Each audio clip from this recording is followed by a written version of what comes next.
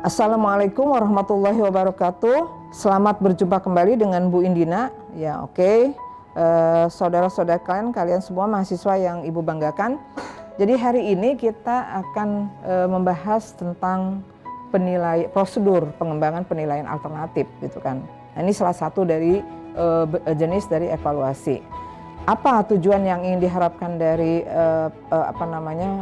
materi perkuliahan kita hari ini? Pertama, harapan saya setelah mahasiswa memahami, mendengarkan materi ini, diharapkan mampu menerapkan prosedur pengembangan penilaian alternatif. Baik, ada 4 penilaian alternatif. Pertama, penilaian kinerja, yang kedua penilaian portofolio, yang ketiga penilaian proyek, dan yang keempat adalah penilaian investigasi. Penilaian investigasi. Nah, kita mulai dengan penilaian kinerja ya, prosedurnya seperti apa. Jadi ada 6 prosedur sebenarnya. Mohon ini diperhatikan karena Ibu mungkin agak cepat menyampaikannya. Pertama, sebelum kita mengembangkan penilaian ini, identifikasi terhadap langkah-langkah penting yang diperlukan untuk mempengaruhi hasil akhir. Itu yang pertama. Kenali dulu apa sebenarnya langkah-langkah yang penting yang perlu disiapkan ketika kita ingin mempengaruhi hasil akhir atau hasil output. Yang kedua, tuliskan perilaku spesifik yang penting dan diperlukan untuk menyelesaikan tugas dan menghasilkan hasil akhir yang terbaik. Jadi di sini fokusnya adalah kita menuliskan perilaku yang spesifik.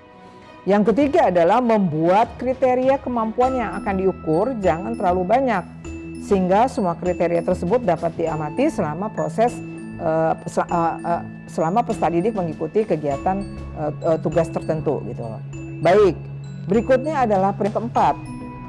Langkah 4 yaitu Anda definisikan dulu kriteria kemampuan yang akan diukur berdasarkan kemampuan peserta didik yang dapat diamati atau karakteristik produk yang dihasilkan.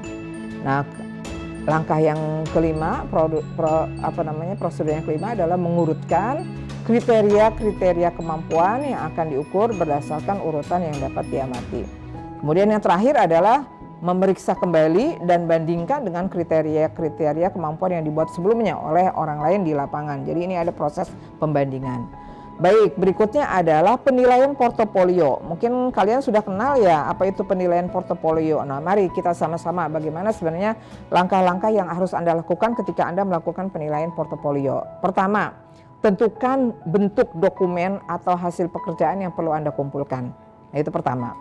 Yang kedua, peserta didik mengumpulkan dan menyimpan dokumen dan hasil pekerjaannya.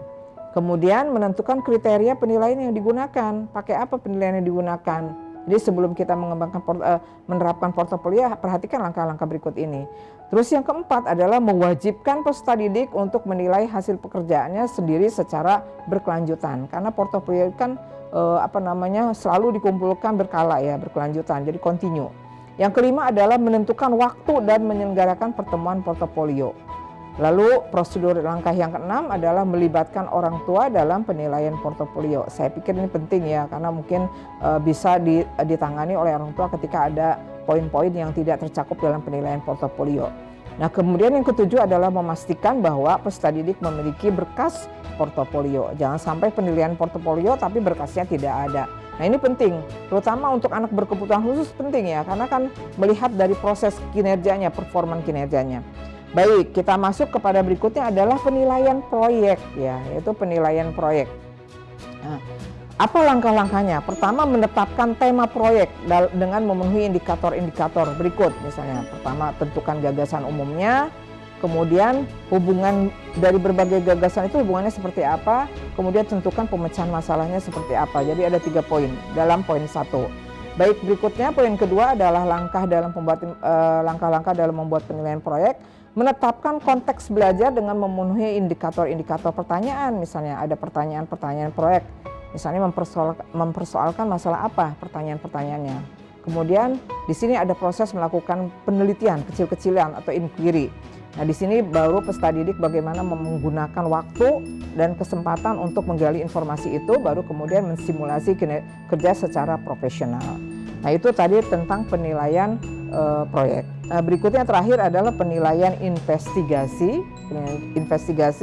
Jadi ada beberapa prosedur yang harus Anda lakukan, ada 10. Pertama, menetapkan tujuannya untuk apa investigasi ini.